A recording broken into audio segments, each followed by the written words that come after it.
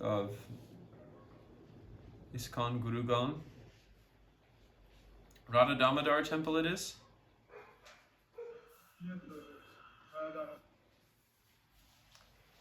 So it's my pleasure to be with all of you.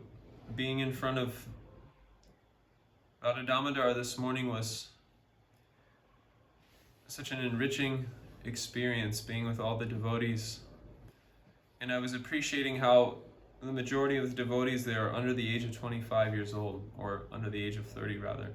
It's a very young temple, which means that you all have a great opportunity to utilize the facility which has been given to you by Srila Prabhupada for the purpose of doing something really wonderful for the world.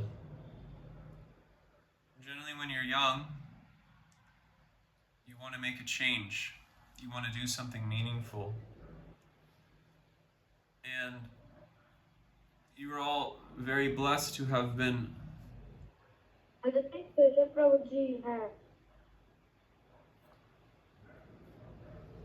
What's going on? You've all been blessed to take birth in families which have raised you with devotional samskars from a young age. Many of you have been participating in kirtan, reading Srila Prabhupada's books, hearing from great souls like His Holiness Gopal Krishna Maharaj and Mohana Rupa Prabhu, Ram Bhadra Prabhu, and many other exalted followers of Sri Chaitanya Mahaprabhu. And this has become the standard of your way of life. So you're all very fortunate to have been put in such a situation, and for me to come and address all of you, to try to inspire you, is quite honestly a little bit embarrassing, because I feel that I should be instructed by all of you personally, with the amount of experience you're all having, even though you're only maybe 15, 16, 17 years old, because you've been practicing Krishna consciousness from practically the time you were born.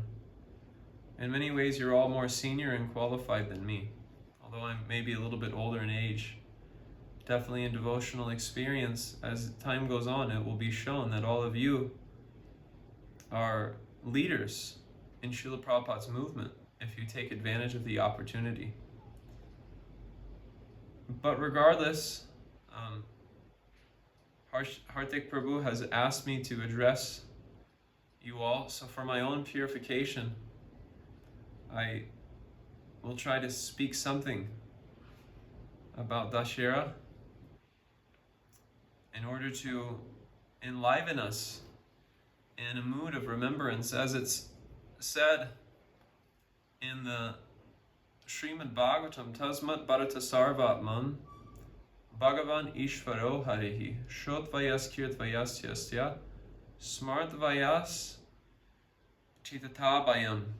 That if one wants to become freed from fearfulness, whether one has material desires or no material desires, one should stay connected to hearing, chanting, and remembering Krishna as much as possible. And this is the guaranteed way for overcoming all fearful situations in life. To glorify Krishna and to hear the glorification of Krishna. This is really the essence of everything that we're doing. To come together the way that we're coming together and to hear about Krishna, and to pray that we can get some feeling for what we're hearing about. Anugrahaya bhaktanam manusam dehamashrata bhajati tadrasikrita yat shrutva tat parobhavet. That Krishna in his various incarnations, Advaitam, Achutam, Anadim, Anantarupam, Adyama Pada Purusham, Navayovanam cha, Vedesha Durlava Adurlama Atma Bhakto, Govindamadi Purusham, Tamaham Bhajambi. That the incarnations of the Lord are innumerable, but when the Lord comes in this Manusyam Deham Ashrata, this form of a of a human. It's functioning for a very special purpose. And what is that? Anugrahaya bhaktanam. It's meant to grab our heart, just like the planets move us in a particular way. They make our psychological functions behave in a certain way, just as waves are moved by the moon. In the same way, our subtle body is moved by the grahas and the astrological sphere. We're moved in a particular way. In the same way, this Vishnu graha, Anugrahaya bhaktanam, can grab our heart in a particular way if we hear that message with attention. So therefore, the Srimad Bhagavatam emphasizes over and over again the need to come together and glorify Krishna the way that you're all doing. And the pastimes of Lord Ram are particularly enlivening to the heart because Lord Ram is the Maryada Purushottama. He is the incarnation of the Lord coming to set the example for proper human behavior. And on this festival of Dussehra, although we may, spend time with family, we may go to some type of festival, the essence of it is what we're doing now, coming together and hearing the glories of Lord Ram and remembering Lord Ram and becoming attached and attracted by the pastimes of Lord Ram. Why? Anugrahaya bhaktanam manusham dehamashata bhajati tajasigrita yat shrutva tat parobhavet. That by hearing this vibration, one develops a desire to want to serve. This should be the effect of hearing. If we're hearing from the right source, then the natural byproduct is that we develop a desire to want to be of service. Evam prasana manaso bhagavat bhakti yogataha bhagavat tattva vijnanam mukta sangha sajayate. That when the mind becomes purified by this vibration of Krishna Katha, Ram Katha, then naturally one develops a heartfelt desire to want to do something practical for Krishna. And these pastimes of Lord Ram, they enchant our heart in a particular way because Lord Ram very much exemplifies the experience which we'll have to go through as we're passing through in our sojourn through this material world. Krishna is Leela Purushottam, which means that anything that he wants to do is completely up to him. Whereas Maryada Purushottam, the Lord takes the position of being controlled by Dharma for the purpose of setting an example to the world and instructing the world how to navigate the anomalies of this world in such a way that one can become successful. That's why it's a Vijayotsava, because we want to be successful in our mission of the human form of life. And what is this success in the human form of life? Is it attainment of some wealth, attainment of some prestige, attainment of some position, or as they say, to become a topper? Is this our ultimate success? Well, the Srimad Bhagavatam comes out and says, Dharmartha kama itiyo bihitastri varga iksatrayi nayadamo vividacha varta manyeta eta akilam nigamasya satyam sva arpanam sasuhrida paramasya pumsa. That the various goals which we have in our mind, such as dharma, to become a very pious person, and we become pious for what purpose? We follow Dussehra, we worship Lord Ram, we do all of this out of a sense of duty. But why are we doing it? Because if we do it, there is a chance that we will become materially comfortable, because the Lord reciprocates, and from that material comfortability we are offered some artha, some wealth in order to create those comforts. the Dharma creates Artha, and that Artha creates Kama, material comforts, an atmosphere of material comfort. And the Vedas encourage all these activities, inconceivably. They have various rules and regulations by which these things can be followed carefully, and one can achieve whatever prospective goals which they have in this life. But Prahlad Maharaj is saying, Sva arpanam susurida paramasya pumsa, that although the Vedas may speak about all these different goals, these purusarthas of life, the only one which is really worth attaining, which is actually transcendental, which will actually captivate the attention of the Lord, is the Swarpanam Susurida Paramasya Pumsa, full surrender to the Supreme Personality of Godhead. And the pastimes of Lord Ram are full of that unpretentious surrender to the Lord without any consideration of material facilitation.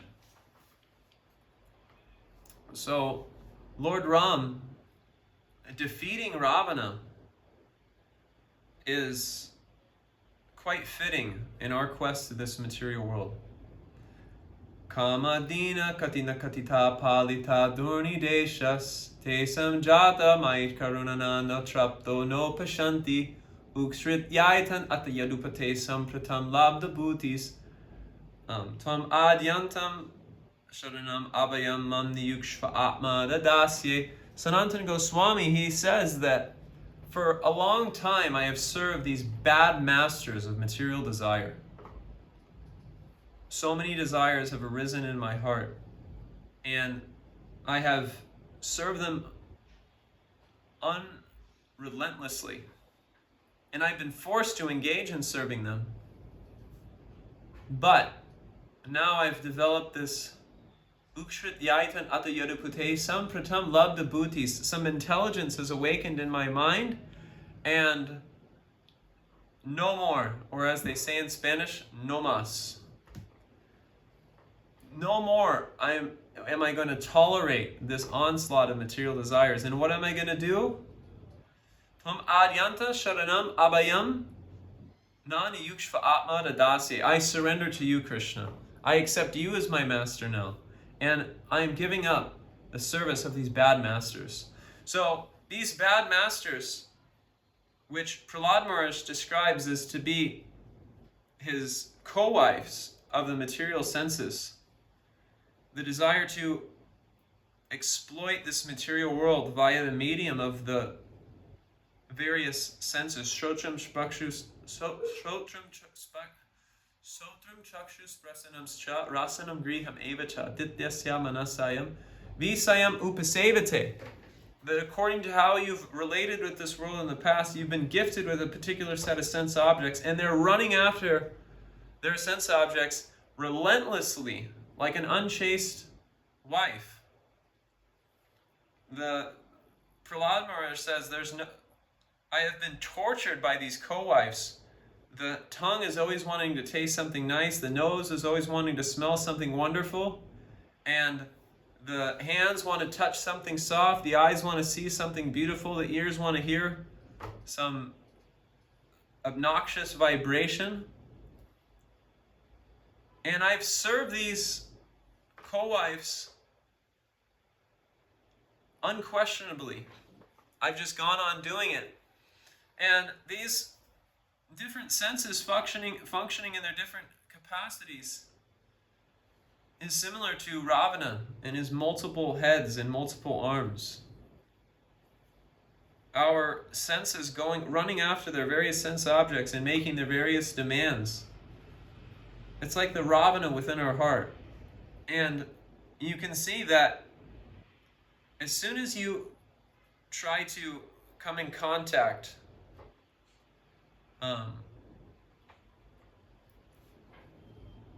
with the sense objects, yehi samsparsaja boga dukkha yona ya evate advayantam takonteya nate su ramate buddha. That this dukkha yonaya, that from the senses coming in contact with the sense objects, It's the womb of material suffering. So these senses acting in their various compelling ways is the way in which our Ravana-like heart manifests itself.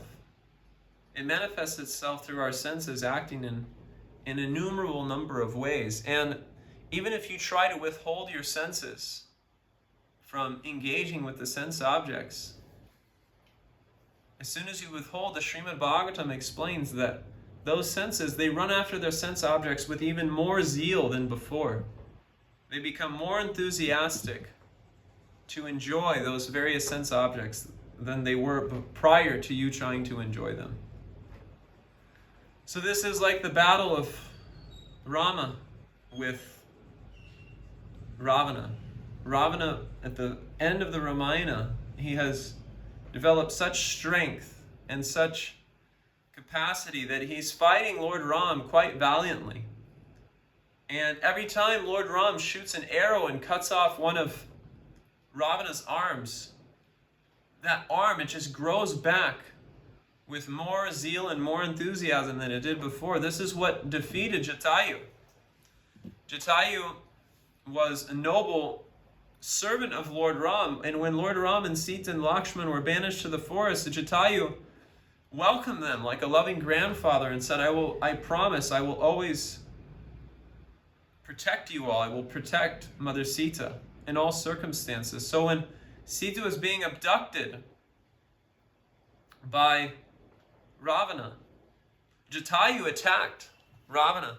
And he was actually successful in ripping off one of his arms and ripping off one of his heads. But he was quite old. So the amount of energy he had to expel in order to do such a feat, it drained him of practically all of his capacity. And inconceivably, Ravana's limbs and heads, they just grew back. So these limbs and heads growing back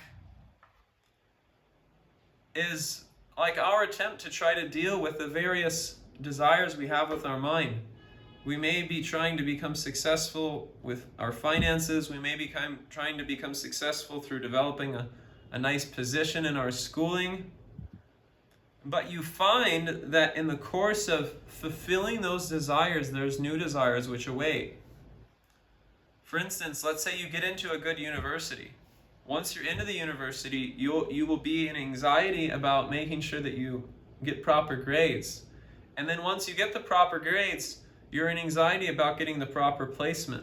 And then once you have the proper placement in the job, you're in anxiety about moving up, that your upward mobility is established. So this idea of higher prospects is like these expanding limbs of Ravana. Even though you may cut a limb off by getting into the university, that limb just grows right back immediately. And all for the sake of better prospects. There's a story in this regard that once there was a washerman who had a donkey, and he would work this donkey quite violently throughout the day and throughout the night. And one day there was another donkey who was seeing how hard this donkey had to work. And he asked him, why are you working so hard like this for this washerman? And the donkey said, well, I'll tell you quite frankly, one night when the washerman was in his home, I heard him arguing with his daughter. And he was becoming quite upset with the daughter, and the daughter was not cooperating with him. And when the daughter was not cooperating with him, the washerman made a final appeal, and he told his daughter that if you keep behaving like this, I'm going to marry you to my donkey. So the donkey said, I'm continuing to work with him with the hope that one day he'll marry me to his daughter, because he said that one time. So the prospects, the goals, the achievements, it's not that these things aren't important, but they're not going to satisfy our heart. And until we slay the Ravana within our heart, these desires will just continue to disturb our mind. That's why it said, Yehi samsparsa jaboka dukkha yonaya evate. Even when the senses come in contact with their desired object, the position, the prestige, the money, the finances, the partner, whatever it may be, dukkha yonaya, it's a womb of suffering. Unseen miseries await. So when Ram is fighting with Ravana and he's removing all of these limbs and fighting, and he's seeing that Ravana can't be defeated, at this moment Vibhishan whispers into Ram's ear that the life force of Ravana is within the heart. If you want to defeat Ravana, you need to release an arrow which will go directly into his heart. And Ravana became extremely angry upon seeing Vibhishan tell this to Lord Ram. And Ram, taking good advice, he prepared his strongest arrow, released it, and it went right into the heart of Ravana, and it dropped, and he dropped dead. So this arrow into the heart of Ravana, it is showing the power of service to Krishna. That if we can make that desire, if we can cultivate that desire, Devarshi Bhutapar Pritam Pratanam Nayam Nirnam Nayam Kinko Nirajan Sarvatmana Yasharanam Sharanyam Gato Mukunda Parihritya Karta. That if you can develop this desire to exclusively serve Krishna, that my only desire is to offer myself to you, Krishna. My only desire is to serve you in every single moment. Sabai pum sam paro dharmo, yator bhakti arhoksaje, ehoitakiya pratiyata, yeatmam supersediti. If this can become your desire, if this can become your heartfelt focus, then you are no longer obliged to any of the debts which you've incurred in this world. And furthermore, through this heartfelt service offered to Krishna, Vasudeve Bhagavati Bhakti Yoga Prayojata Janaryasyasya Vairagyam Gyanam Chad Yadahoitukam. The natural detachment from the attractions of this world are released. We get away from them. And we're simultaneously given knowledge of how blissful it is just to be engaged in Krishna's service. To go to Mangalartik, to see the deities, to chant your rounds in the association of the Lord's beloved devotees, to sit in front of Tulsi, to experience the Shringar Artik. All these things, they enrich the senses, they enrich the mind, they enrich the heart. And Param Drisvani Vartate, we lose a taste for this forgetfulness of Krishna. Krishna bahir mukha bhogavan shakari nikatastana maya tare japadiyadare. Rather than turning away from Krishna, we want to move towards Krishna. And to the degree that we move towards Krishna, to that degree that arrow of Lord Ram can be released and enter into the heart of our Ravana-like desires. And as it's said by Srila Rupa Goswami, Tunde tandavani ratim vitanute tundavali labdaye karna kroda kadambani gatayate karna bhuteya spriham Cheta prangana sangani vijayate sarvindriyanam kritim No jane janita kiyat biramnitai krishneti varnam dvayi. Rupa Goswami is praying that when I chant your names, Krishna, I desire to have thousands of tongues. And when those thousands of tongues are chanting, I desire to hear with thousands of ears. And when that vibration, which exits my tongue and enters into my ears and goes into my heart, there's a festival which explodes within the core of my heart where I can see you dancing. And when that dancing erupts within the chamber of my heart, then sarvindriyanam kritim, the senses become subdued by that service. So this festival of Dussehra is historic, but it's simultaneously symbolic of our own progress in devotional service. It's a reminder that the human form of life is an opportunity to give everything to Krishna, to offer it all to Krishna, and no one will stop you. If you want to give it all to Krishna, no one can stop you.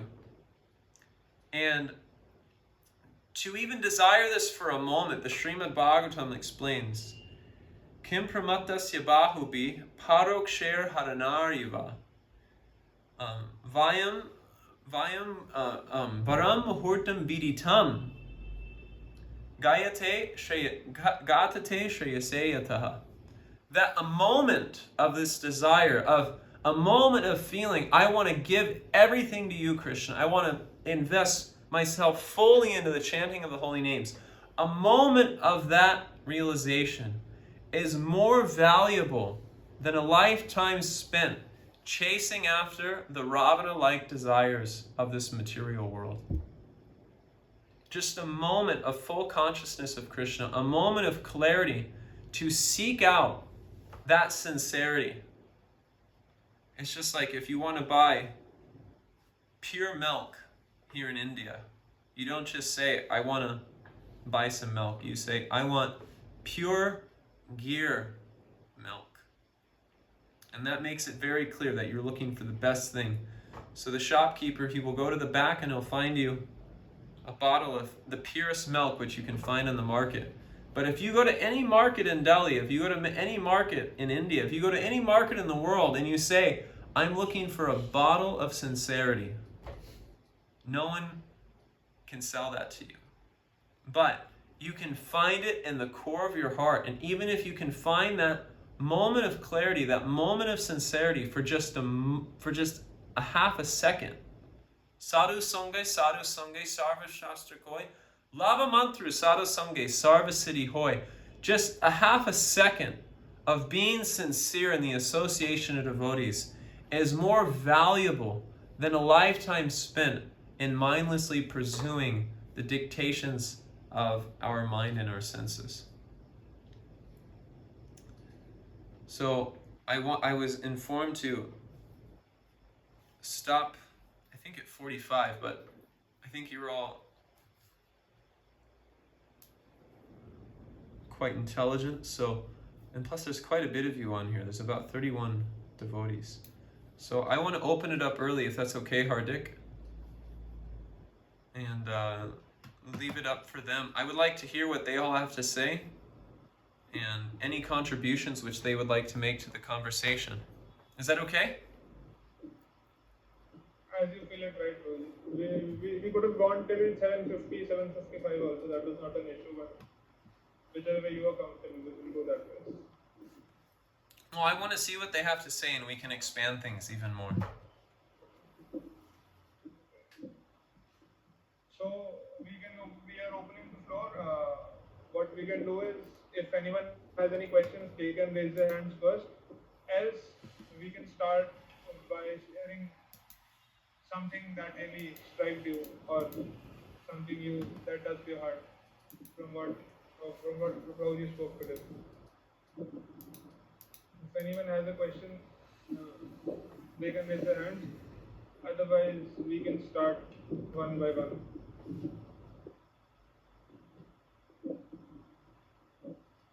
Yes, Swami. Hi, Krishna Prabhuji. Thank you so much for this wonderful class. You beautifully explained how the Ravana represents our desires, and whenever we try to control them, they grow back, and with more intensity. So I got this question that yes, we know theoretically that yes, if we try to, control our desires, they will just bounce back. And if we don't control the desires, then we will just go free in this world and not look at Krishna in that way.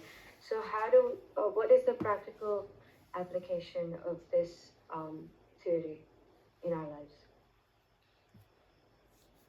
Practical application means find some association which redirects your attention.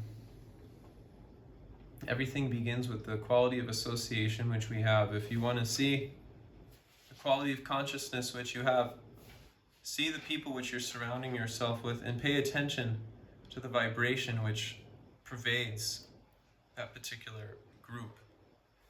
And if you see that the vibration is moving towards that which is favorable towards our advancement as Krishna's devotees, then we can know we're moving in the right direction.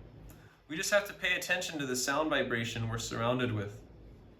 And this can be measured through someone who's thoughtful and introspective.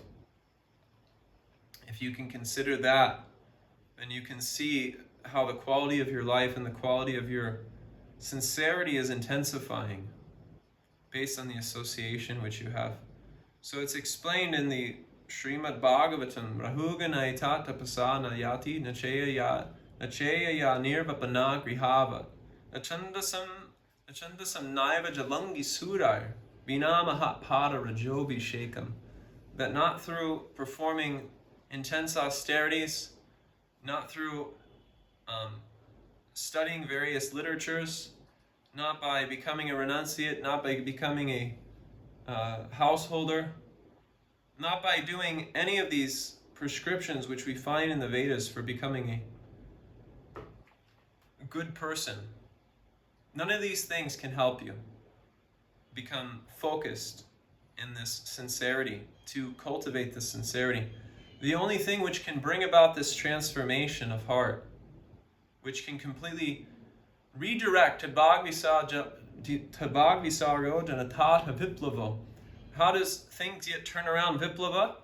It gets turned around by the association of Vinamahat Padarajobi Shekam. We have to find the association of the devotees whose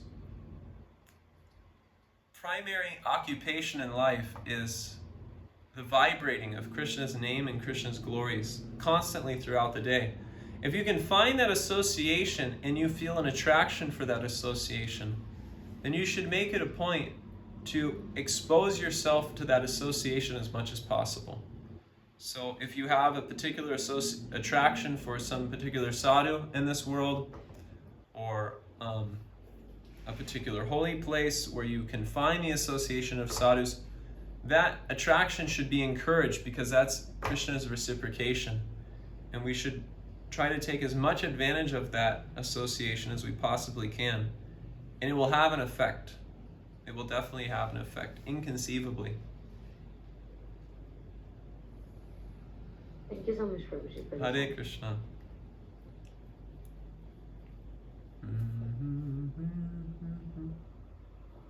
Senthil, your question. Hey, Krishna Prabhu, firstly, thank you for such a wonderful class. So I wanted to ask, how do we find a good association? We are not all the time with devotees, we are coming out.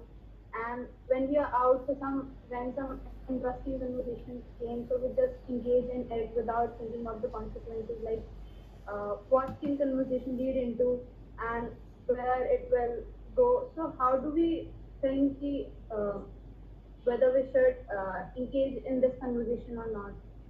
Or how do we come out of that conversation in which we should not be involved in? If I understand what you're saying, how do we find good association and avoid bad association? Is that what you're asking? Okay. Well, finding good association, I would say that this Sangha which you all have here is probably the best association you can all have for each other, because you're all have probably grown up with each other to a certain degree, I'd imagine. Is that correct, Hardik Prabhu? Most of these devotees have spent their good portion of their life together?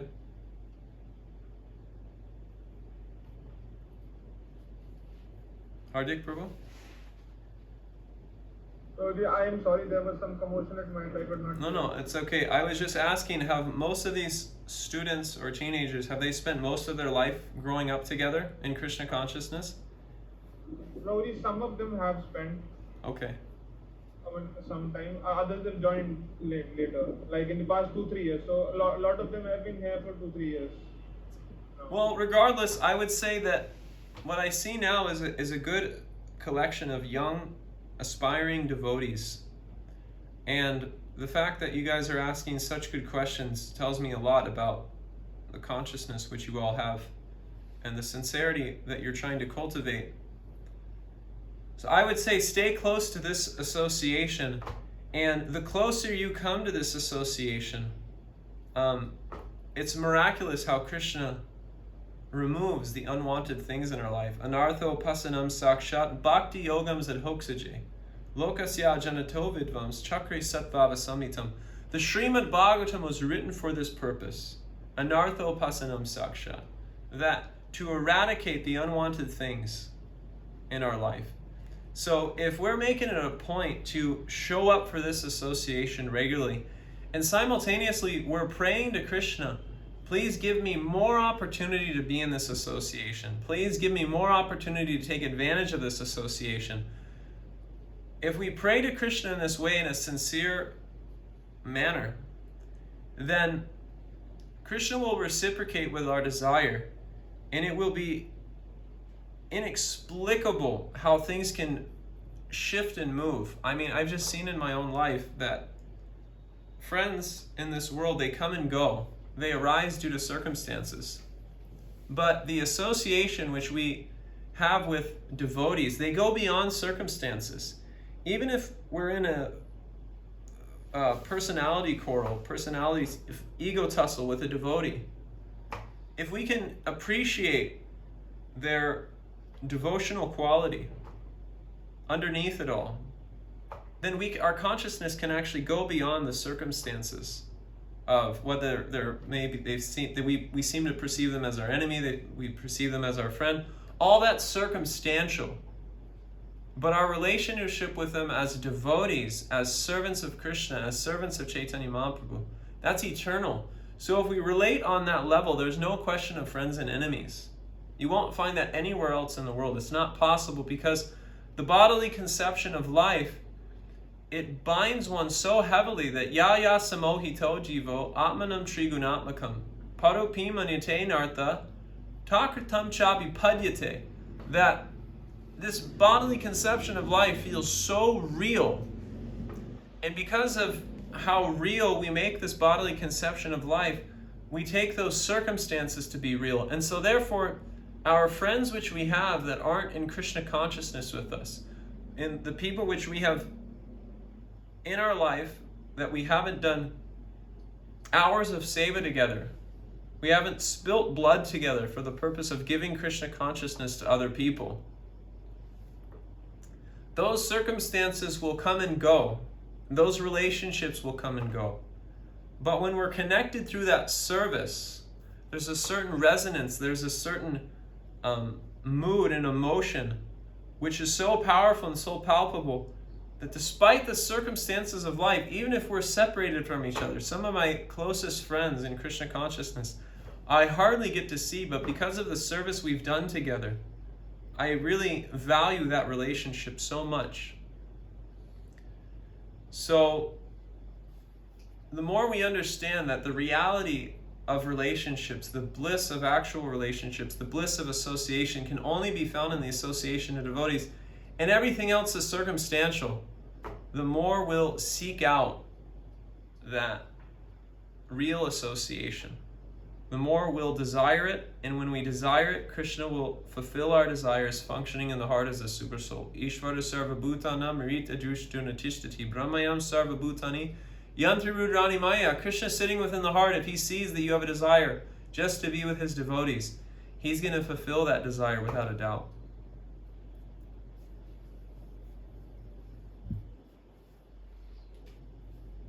Thank you so much, Prabhuji. This was very beautifully answered. I personally like the point where you were sharing about the sins of the devotees who have dedicated their lives and done some really valuable service, spilled their blood for the movement. That really gels in and brings such long-lasting friendships and rest all the circumstances.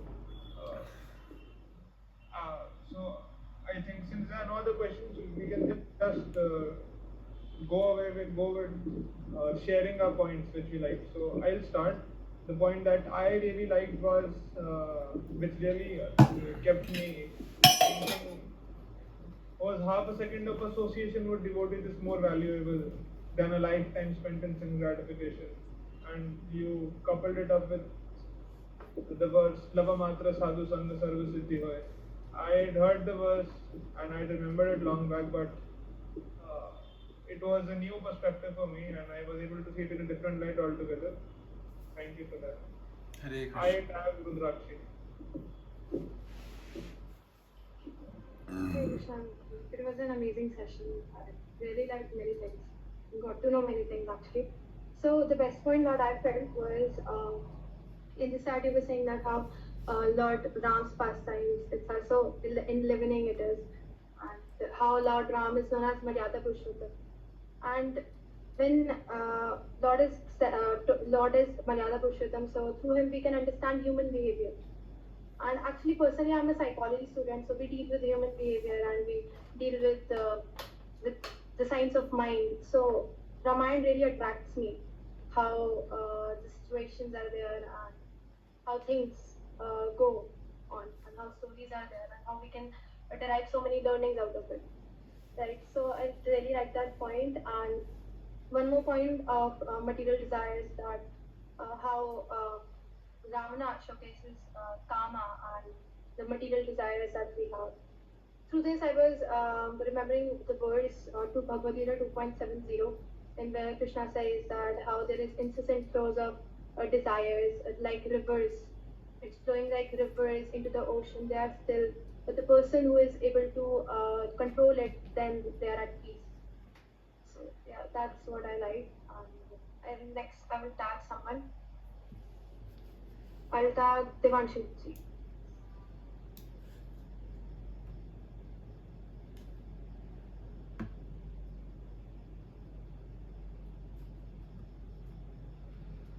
Radhika, maybe that's. Yes, Roji, thank you so much for the wonderful class and answering my question. I really like this point where you explained how Ravana is the personification of all our, desires, and how when Sri Ram, shoots arrows on the heart of Ravana, then the problem is solved. So I just realized one point that we need to go to the core of the problems and not try to, fix them externally. So this point was that came to mind, and yes, everything else was really wonderful. Thank you so much. Hare Krishna.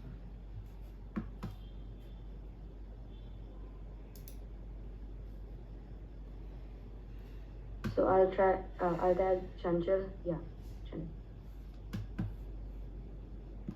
So I studied one from the classes when you said that if you move towards God, then the arrow of Radham can enter our material desires and Ravana's heart. So it's quite like how we have multiple desires and we don't know how to come out of it.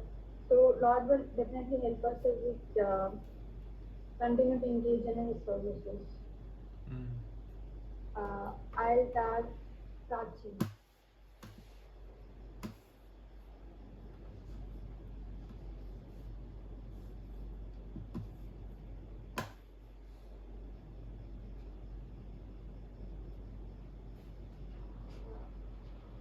Yes, Siddhi might be using.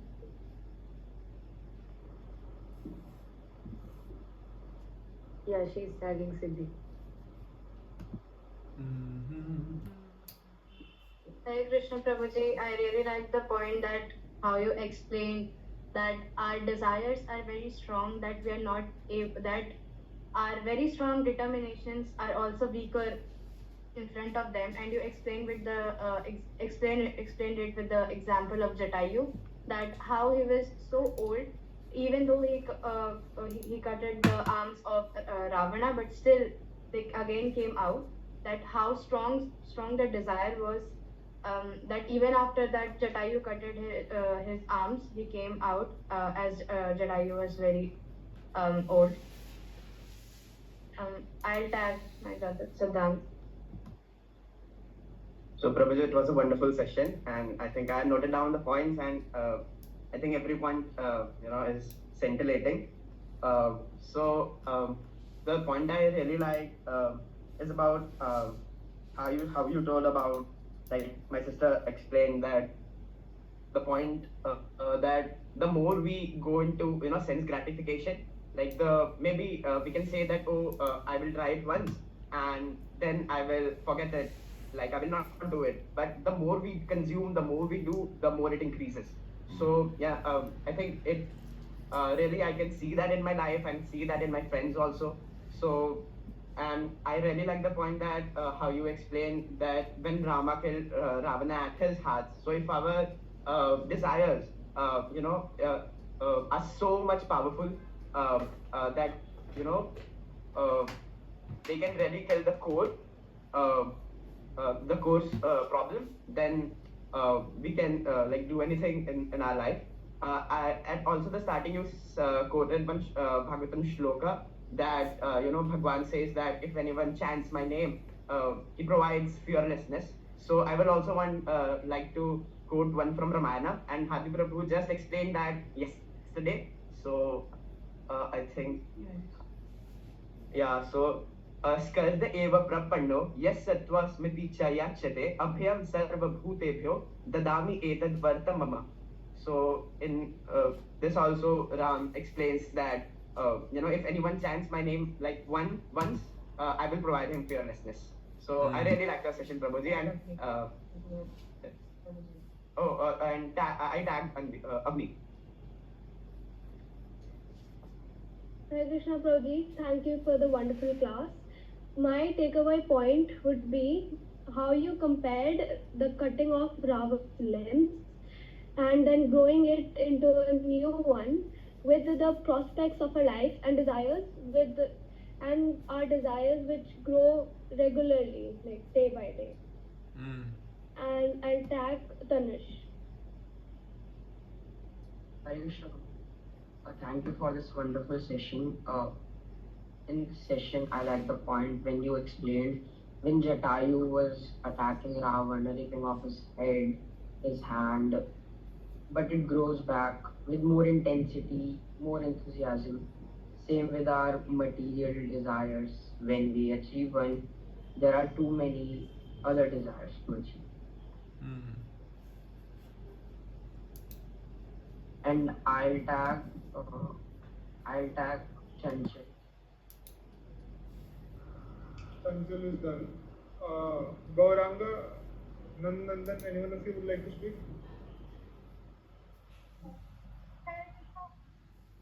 Thank you for the enlightening session. Few of my takeaway points from this session are that how desires are much stronger than our determination or the ways we try to stop them. Hare Krishna.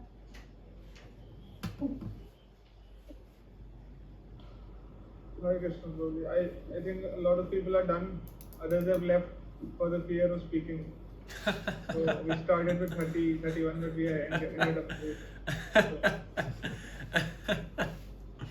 Desire to run away. No worries.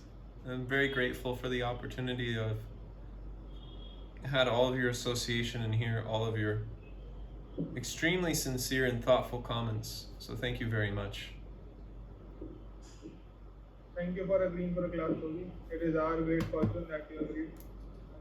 Please bless us and please pray for us that we can try to become devotees, sincere devotees, and do some contribution in the movement of Srila Prabhupada like you are doing.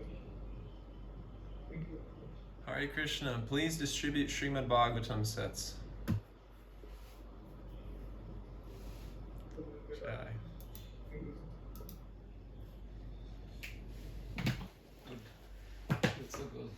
The kids are good. They're very smart kids actually. Yeah. Chaitanya, she participates in this. No, it's too early. Like they have an age group thing, so 12 plus. This is teenagers, huh? Yeah, 13 onwards. But yeah, today was special, so she could. Very